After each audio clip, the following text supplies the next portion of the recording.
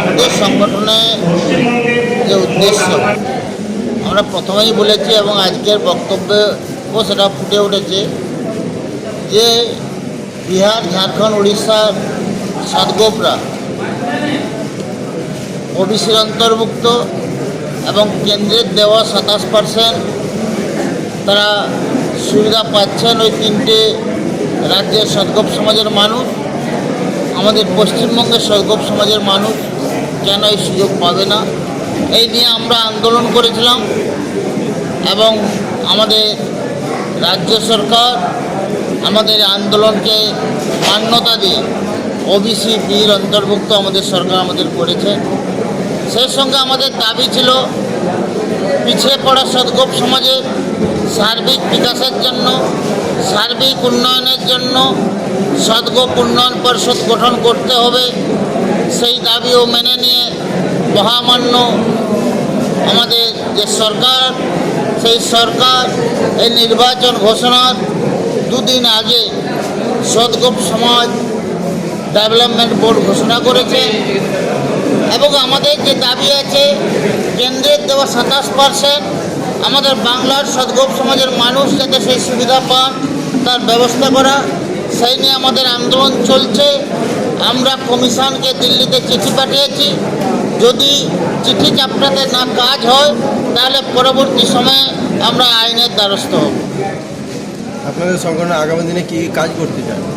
আমরা আমাদের সদগোপ development board দিয়ে প্রথমে সদগোপ সমাজকে একত্রীকরণ, সারা বাংলার যে বিস্তীর্ণ সদগোপ সমাজ আছে 1,40,00,000 সদগোপ সমাজের মানুষের বাস, তারা যাতে একত্রিত হয়ে তাদের ন্যায্য দাবি তারা আদায় করতে পারে তার জন্য সমগ্র সদগোপ সমাজকে একত্রিত করে সেই সঙ্গে সঙ্গে সদগোপ উন্নয়ন পরিষদের মাধ্যমে আমাদের পিছিয়ে পড়া সদগোপ সমাজের মানুষের সার্বিক বিকাশ ঘটানো, শিক্ষাক্ষেত্রে আমাদের ছেলেমেয়েরা যাতে সুযোগ সুবিধা পায় তার জন্য শিক্ষাক্ষেত্রে বিশেষ সুবিধা প্রদান, শিক্ষার জন্য বিশেষ কোচিংয়ের ব্যবস্থা করে আমাদের ছেলেমেয়েরা যাতে IAS, IPS, ডাক্তারিতে চান্স পায় তার সমস্ত ব্যবস্থা আমরা এই সদগোপ উন্নয়ন বোর্ড দিয়ে আমরা করব, এটা আমাদের অঙ্গীকার আছে। ভোট শেষে আপনাদের সরকারের কাছে কী দাবি থাকবে? ভোট শেষে সরকারের কাছে কী দাবি থাকবে? আমাদের দাবি থাকবে যে আমাদের উন্নয়ন বোর্ড গঠন করে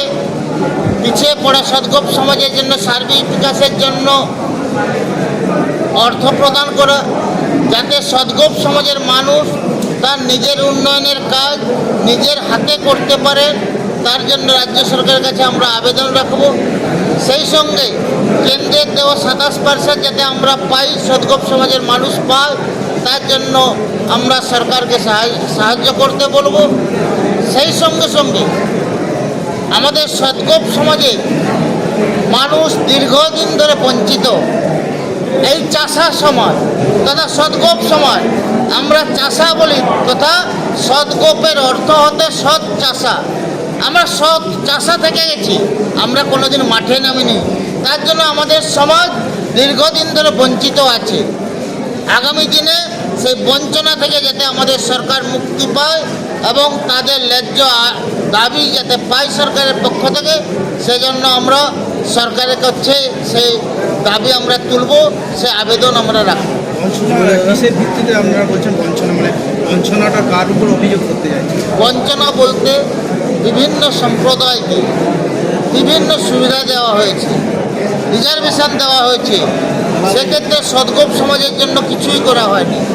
যে সদগোপ সমাজ নিজের হাতে ফসল ফলে সারা বাংলার মানুষকে অন্ন যোগাচ্ছে, সেই সদগোপ সমাজের জন্য কৃষিক্ষেত্রে তাদের কোনো সুযোগ সুবিধা দেওয়া হয়নি। সদগোপ সমাজের অসহায় নারীদের জন্য, বয়স্ক বৃদ্ধাদের জন্য কোনো উদ্যোগ গ্রহণ করেনি কোনো সরকার, তার জন্য সেই দাবি ছিনিয়ে নেওয়ার জন্য আমরা এই সংগঠন সদগোপ সমাজকে একত্রিত করে এই দাবিগুলো আমরা ছিনিয়ে নেব। আগামী দিনে যদি আপনাদের দাবিগুলো না মানা হয় সেক্ষেত্রে কী করবেন? আমরা বৃহত্তর আন্দোলনে যাব। আমরা পেন অ্যান্ড পেপারস দিয়ে আন্দোলন করেছিলাম, আমরা আইনের দ্বারস্থ হয়ে আমরা আন্দোলন করেছিলাম।